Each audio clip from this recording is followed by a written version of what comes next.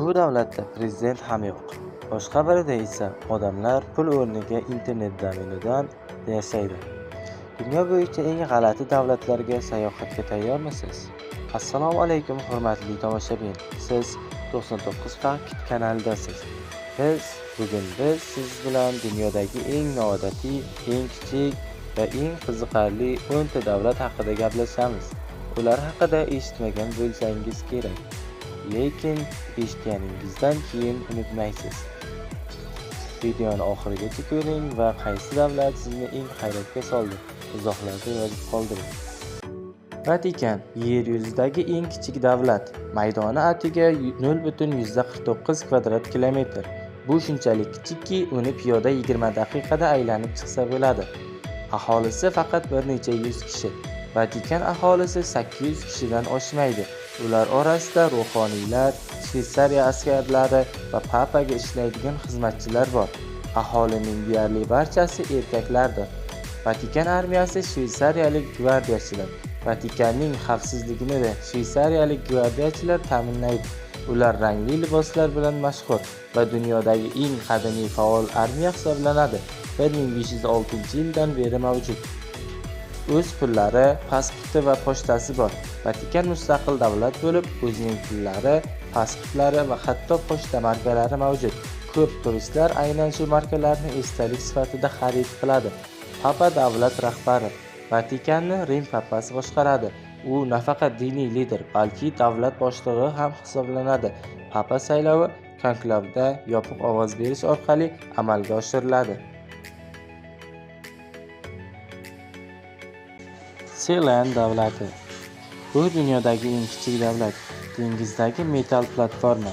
Seeland Angliya sohilidan 12 kilometr uzoqlikda joylashgan sobiq harbiy baza. 1967-yilda Roy Betis degan odam bu joyni egallab, o'zini knyaz deb e'lon qilgan. Ular konstitutsiya, bayroq, pasport, hattoki o'z pul birligi ham chiqargan. 2007-yilda internet orqali Seeland sotuvga qo'yilgan. Narxi $750 million edi va eng kulgilisi, bu joyda bor yo'g'i 27 kishi yashaydi. Buni davlat desa bo'ladimi? Siz nima deb o'ylaysiz? Tuvalu davlati. Bu davlatni dunyoda juda kam odam biladi, lekin u internetdan millionlab dollar ishlab topadi. Tuvalu Tinch okeanida joylashgan 9 ta oroldan iborat juda kichik davlat. Uning domeni nomi .tv bo'lgani uchun ko'plab televideniya va streaming kompaniyalari undan foydalanadi. Natijada faqat internet domeni orqali har yili $5 million gacha daromad oladi. Ammo xavf katta.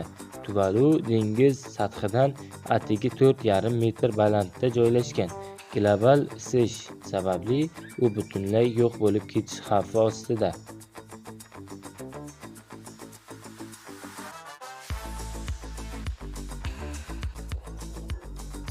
San Marino. Bu davlat tarix kitoblaridagi afsonami? Yo'q. Bu real hayot. San Marino dunyodagi eng qadimgi respublika. 301-yilda asos solingan. U Italiya ichida joylashgan, lekin to'liq mustaqil, o'z konstitutsiyasi, hukumati va hattoki 2 prezidentiga ega. Bu yerda har 6 oyda 2 ta rahbar birgalikda davlatni boshqaradi. Aholisi atiga 34 ming kishi, lekin bu kichik davlatda har yili 3 milliondan ortiq sayyoh bo'ladi. Bu go'yoki muzey ichidagi yashayotgan mamlakat. Butan davlati. Dunyo boylik ortidan quvayotganda, bu davlat baxt izlaydi. Butan Himalay tog'larida joylashgan kichik qirollik. Uning hukumati iqtisodiy o'sishni emas, xalq baxti indeksini o'lchaydi. Bu degani odamlar o'zini baxtli his qilyaptimi?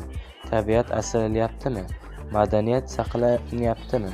Qolaversa, Butan 1974-yilgacha turistlarni umuman kiritmagan va televizor esa faqat 1999-yilda ruxsat berilgan. Dunyo juda katta, ammo ba'zi bir eng kichik davlatlar ham eng katta hayratlarni uyg'otadi. Agar video sizga yoqqan bo'lsa, like bosing, do'stlaringizga ulashing va albatta 99 Fakt kanaliga obuna bo'ling. Keyingi videoda ko'rishguncha, xayr, salomat bo'ling.